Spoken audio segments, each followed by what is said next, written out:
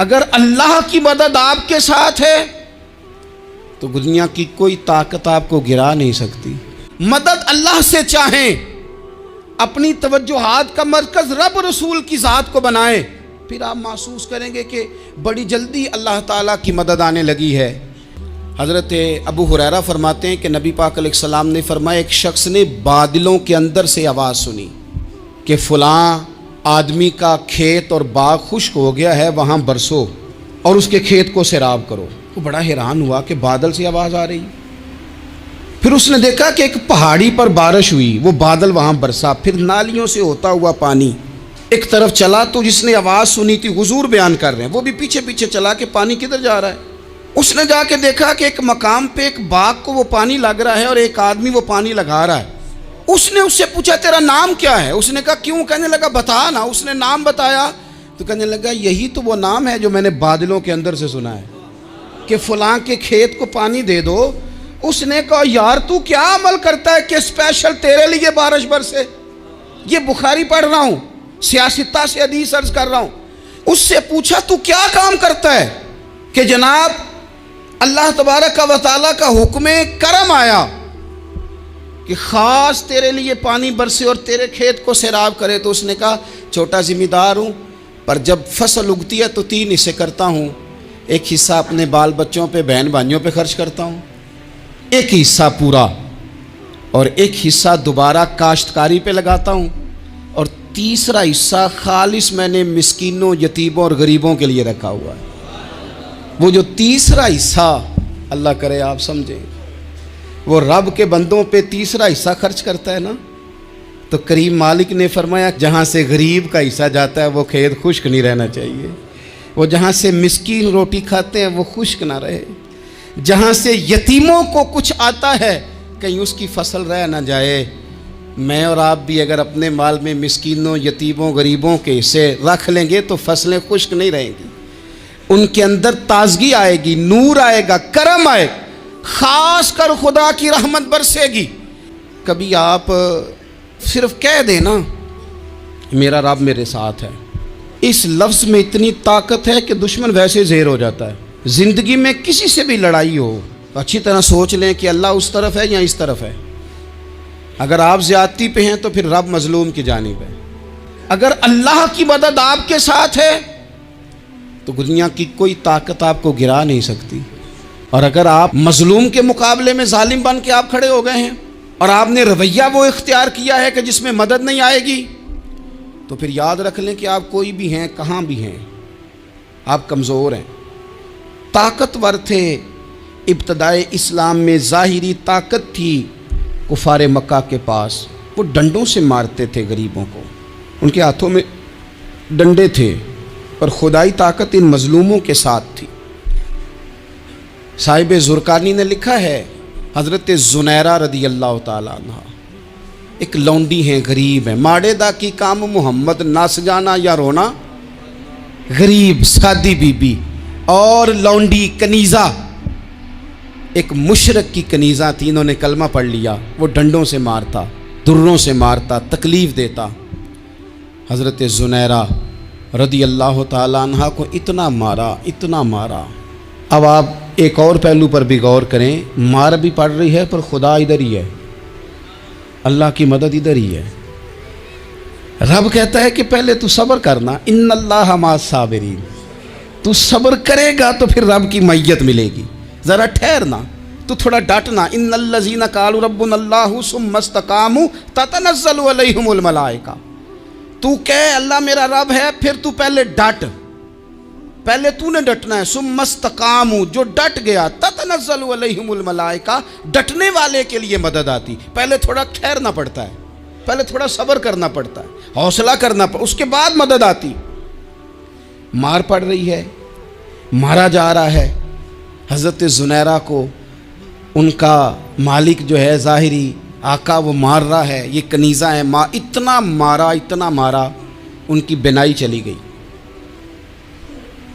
نظر آنا بند ہو گیا۔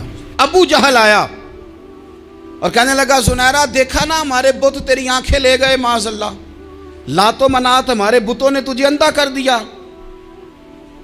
اب ایسا نہیں ہے کہ بیوی روتی جا رہی ہے مایوسی مایوسی معاذ اللہ، پریشانی، غریبی بڑی ہے، پوچھنے والا کوئی نہیں، یہ باتیں نہیں۔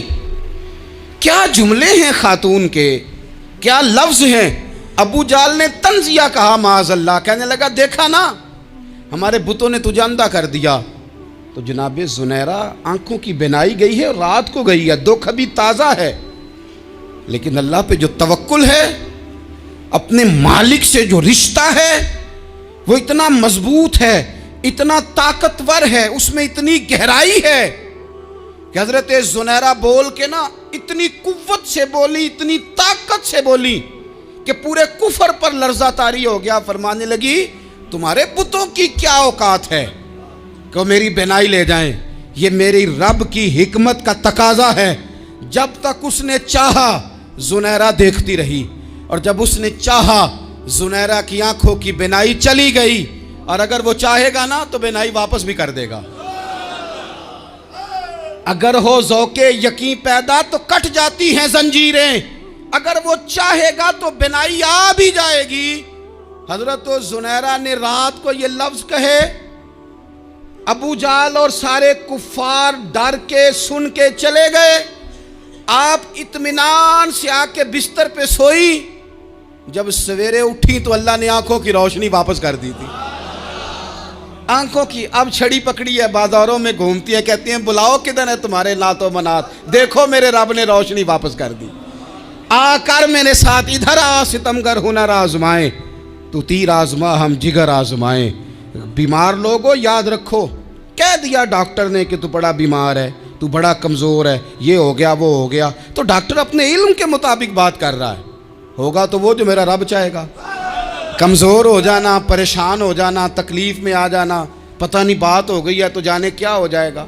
اپنی زندگی کے اندر اپنے رب سے رشتہ مضبوط کریں، رسول کائنات سے رشتہ مضبوط کریں، اللہ والوں سے رشتہ مضبوط کریں۔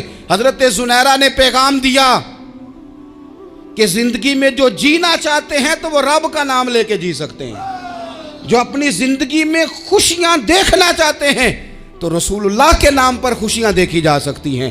توکل کی بنیاد پر بندہ خوشیاں لے سکتا ہے، اور اگر انسان میں توکل نہیں ہے تو پھر وہ اس کالے جادو سے بھی ڈر رہا ہے، وہ نیلے سے بھی ڈر رہا ہے، وہ پیلے سے بھی ڈر رہا ہے، وہ فلانے سے بھی ڈر رہا ہے، وہ میرے خلاف فلانا رشتہ دار سازش کر رہا ہے تو ڈر رہا ہے، فلانا میرے بارے میں یہ کر رہا ہے تو ڈر رہا ہے، وہ پتہ نہیں دنیا ادھر ہو جائے گی تو کیا ہو جائے گا، اٹھ باندھ کمر کیوں ڈرتا ہے، پھر دیکھ خدا کیا کرتا ہے۔ تو اس ساری گفتگو کا نچوڑ آپ کو یہ عرض کیا ہے، سب سے پہلے تو یہ کہ میدانوں میں مدد بھی اللہ کی، رزق میں مدد بھی اللہ کی، فصلیں خشک ہوں تو مدد پھر بھی اللہ کرے، تو پھر ساری مدد، اور اگر انسان بیمار ہو تو پھر بھی مدد اللہ کی۔ تو اپنے اللہ کی جانب توجہ کو بڑھائیں، آپ اللہ سے مدد کے سوالی بنیں۔ ترمذی کی ایک حدیث ہے، میں آپ کو زندگی کا تجربہ بتاتا ہوں کہ جب میں بڑا پریشان ہوتا ہوں تو یہ والی روایت کھول لیتا ہوں، مزہ دیتی ہے۔ میرے نبی پاک علیہ السلام نے فرمایا اپنے دکھ سیٹھوں نوابوں کو نہ کہنا، مالداروں کا نہ کہنا، ورنہ اللہ تمہیں کبھی غنی نہیں کرے گا۔ فرمایا اپنے دکھ اپنے رب کی بارگاہ میں عرض کرنا، جلدی کرے یا دیر سے کرے اللہ تمہیں لوگوں سے بے نیاز کر دے گا، اللہ تمہیں غنی کر دے گا۔ رات کو بیٹھو نا اس کی بارگاہ میں۔ اپنی زندگی کے اندر ہم جو کچھ بھی کر رہے ہیں، جس شعبے سے بھی ہمارا تعلق ہے، آج ہم نے اس بات پہ غور کرنا ہے کہ پہلے تو یہ غور کر لیں کہ جو کام ہم کر رہے ہیں کیا وہ کام ایسا ہے کہ اس میں اللہ کی مدد ہمیں ملے گی۔ اگر آپ کوئی معاذ اللہ ناجائز کام کر رہے ہیں، فعل حرام کا ارتکاب کر رہے ہیں، تو اس میں تو مدد الہی آئے گی نہیں۔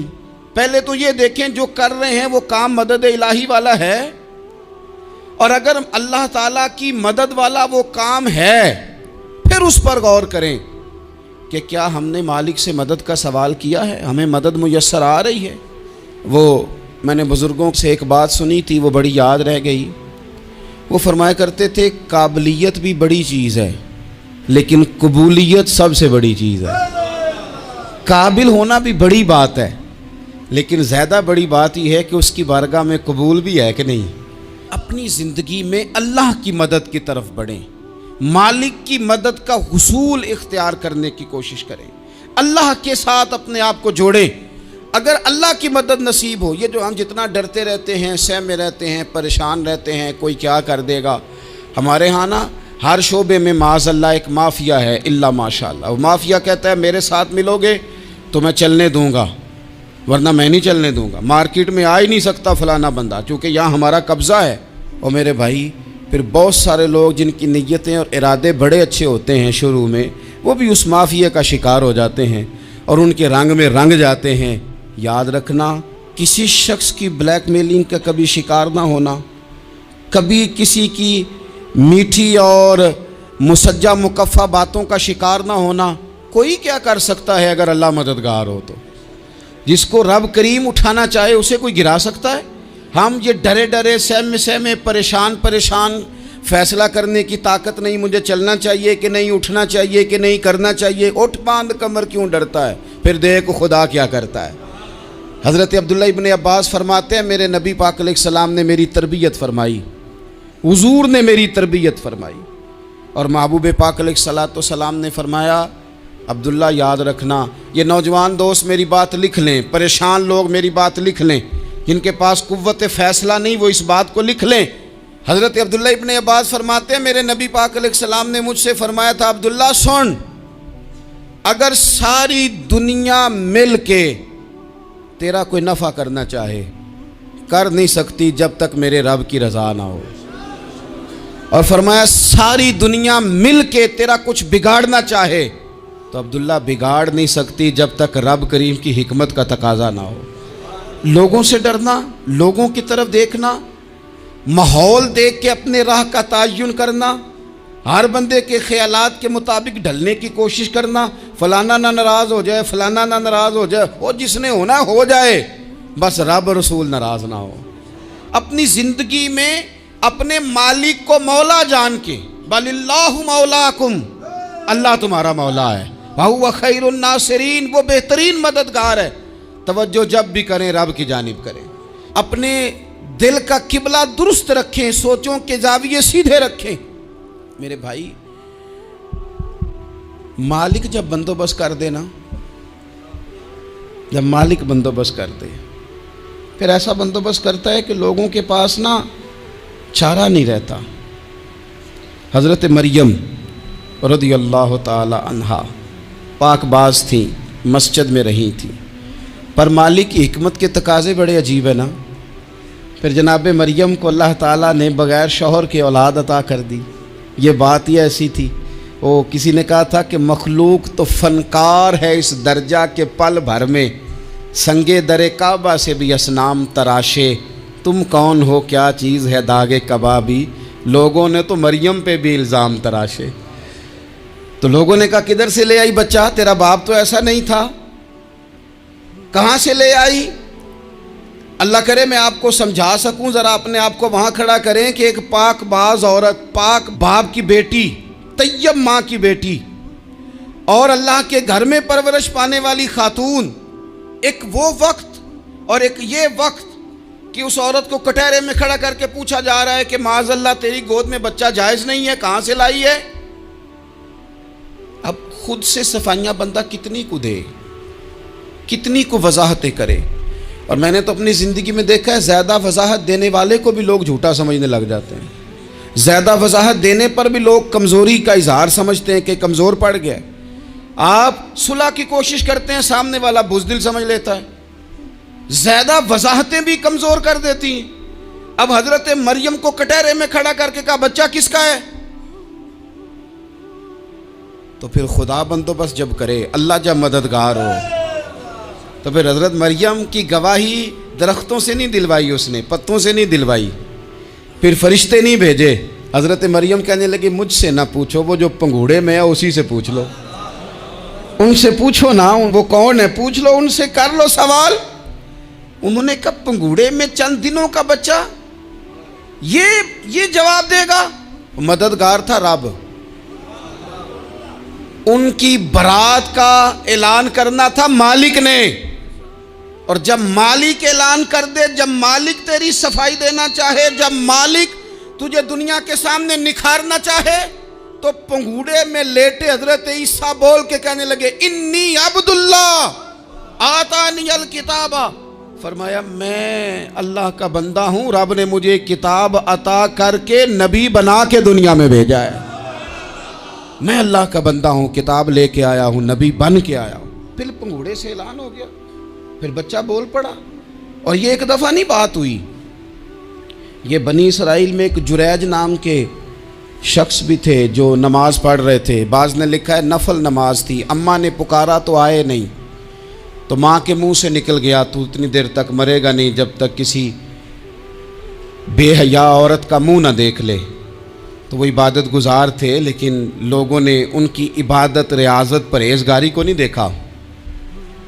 बस एक औरत को भेज के इल्ज़ाम लगवा दिया। वो औरत आया जाया करती थी, अब आ जाती हैं औरतें, मसला पूछने की नीयत से भी आ जाती हैं। माहौल में कुछ जगह ऐसी भी हैं जहाँ औरतें दम कराने के बहाने आ जाती हैं। वो खातून आती जाती थी उस खानकाह पे, आस्ताने पे, ये बुखारी में मौजूद है, पर उसने कहा मेरी गोद में जो बच्चा है ये इन्हीं का है। मुझे बताएं कैसे बंदा वजाहत दे। हालात ख़राब हो गए, लोग कुटिया जलाने लगे, माहौल और तरह का बन गया। मेरे नबी पाक अलैहिस्सलाम फरमाते हैं फिर उस रब के बंदे ने कहा मालिक तू करीम है, तेरी मशीयत का तकाजा आया जो मेरी माँ ने जुमले बोले थे, पर अब मैं वजाहत देने के काबिल नहीं रहा, अब तू ही करम करेगा तो दरवाज़ा खुलेगा। तो वो चंद दिनों का बच्चा पंगूड़े में बोल के कहने लगा मैं इस दरवेश का नहीं, मैं तो फलाने चरवाहे का बच्चा हूँ, वो जो बकरियाँ चराता है। रब की मदद को पुकारें, अपने साथ अपने मालिक की मदद को शामिल करें, थोड़े रिस्क पर भी गुजारा अच्छा होने लग जाएगा। सारे लोग आपको गिराने की तदबीरें कर रहे होंगे और मालिक आपको इज्जतें अता फरमा देगा, उसकी बारगाह से हिकमत का तकाजा और हो जाएगा। हमने सारी ज़िंदगी लोगों को राज़ी करने में गुजार दी, सारी ज़िंदगी बुढ़ापा आ गया बच्चों को पालते, और बच्चों ने आखिरी उम्र में कह दिया अब्बा अगर कोई ढब का काम कर लेते तो आज हमारे दिन भी फिर न जाते। सारी ज़िंदगी गुजार दी बहन भाइयों को राज़ी करने में, सारी ज़िंदगी गुजार दी जिम्मेदारियां उठाने में। उनको 99 दफ़ा दिया, एक दफ़ा नहीं दिया तो उन्होंने कह दिया तूने तो कभी दिया ही नहीं, तू था ही नहीं। सारी ज़िंदगी मोहल्लेदारों, इलाके वालों को राज़ी करने में गुजार दी। और मैंने ऐसे लोग भी देखे दीन के लिए वक्त गुजारा, लेकिन जब बुढ़ापे में दांत काम ना करते थे तो वक्त के मुफ्तियों को भी मस्जिदों की कमेटियों ने कह दिया अब आपकी समझ नहीं आती, हमने ख़तीब को यौर रखना है, न देखो दुनिया की तरफ, दुनिया रुला देती है, न राज़ी करो बंदों को, बंदे थका देते हैं, न पीछे भागो हर वक्त दुनियादारों के, ये इंसान को कमज़ोर कर देते हैं। वो तो करीम ही बड़ा है, 2 आंसू ज़मीन पर बाद में गिरते हैं, बंदे के गुनाह सारे पहले माफ़ फरमा देता है। अल्लाह की मदद का हुसूल, अपने मालिक की मदद की तरफ बढ़ना, आपको बदर की जंग भी यही दरस देगी, आपको ओहद का मैदान भी यही सबक देगा, फतेह मक्का भी यही सबक देगा। मेरे दोस्तों, जब रब मदद फरमाए, जब अल्लाह मददगार बने, दोस्तों से एक बात अक्सर करता हूँ, मैं कहता हूँ कि जितने दर्द से आप अमीर को अपनी कहानी सुनाते हैं ना, और जिस तरह आपके आंसू बात करने से पहले गिर जाते हैं कि गरीब हैं, बच्चियाँ हैं, कारोबार नहीं, ओ मेरे संगियों, इससे आधे आंसू अपने रब की बारगाह में बखेरो, उसके हुजूर अर्ज गुजार हो जाओ, उससे तलब करो। एक वक्त इंसान पर ज़िंदगी में ऐसा आता है कि उसे यूँ महसूस होता है कि मेरा साया भी तरह सा पीछे हट गया है, उसे यूँ लगता है कि मैं किसी सहारे पे हाथ डालता हूँ तो वो भाग जाता है मुझसे। लेकिन मालिक की बारगाह ऐसी अजीम बारगाह है, रब रसूल के आस्ताने इतने बड़े हैं कि आप जब वहाँ कशकोले तलब दराज करते हैं तो झोली फैलाने में देर लगती है, उनको भरने में तो कोई देर नहीं लगती। हमने अपना सोच का किबला ही दुनिया को बना लिया है। ये जो अल्लाह वालों की मदद है ये तो है नहीं, अल्लाह ही की मदद है, लेकिन ये जो सेठों की तरफ तवज्जो करना, नवाबों की तरफ तवज्जो करना, दुनियादारों की तरफ तवज्जो करना और अपना मिजाज इस तरह का बना लेना, यारो गर्दन को झुका देता है खैरात का पत्थर, जहाँ में मांगने वालों के सर कभी ऊंचे नहीं होते। और इकबाल कहते हैं गैरत है बड़ी चीज़ जहाँ ने तगो दो में, पहनाती है ये फ़क्र को ताजे सरदारा। मैं अर्ज़ करूँगा कि अपनी आप जब तवज्जो का किबला अल्लाह रसूल को बनाएंगे तो रब फरमाते हैं वयर्ज़ुक़हु मिन हैसु ला यहतसिब, मैं ना तुझे वहाँ से रिस्क दूंगा जहाँ से कभी तेरा गुमान भी नहीं गया होगा। यहाँ से भी मिल सकता है, तूने सोचा भी नहीं होगा। बुखारी शरीफ में हदीस है, हज़रत जाबिर इब्न अब्दुल्ला फरमाते हैं नबी पाक सल्लल्लाहु अलैहि वसल्लम ने ना 300 लोगों का एक लश्कर रवाना किया किसी मुहिम के लिए, किसी जिहाद के लिए। हज़रत अबू उबैदा बिन जर्राह रदी अल्लाह ताला अन्हु अमीर लश्कर थे। फरमाते गुर्बत इतनी ज़्यादा थी, भूख इतनी ज़्यादा थी कि एक एक खजूर दिन में एक वक्त खाने को मिलती थी, और कुछ दिन ऐसे आए कि अब खजूर भी नहीं मिल रही। फरमाते इतनी ज़्यादा भूख लगी मुजाहिदीन को, 300 बंदा पत्ते खा के गुजारा होने लग गया। ये बुखारी में मौजूद है। आप फरमाते हैं कि दरिया के किनारे हमारा पड़ाव था, ठहराव था। जब भूख से निढाल हो गए ना, वयर्ज़ुक़हु मिन हैसु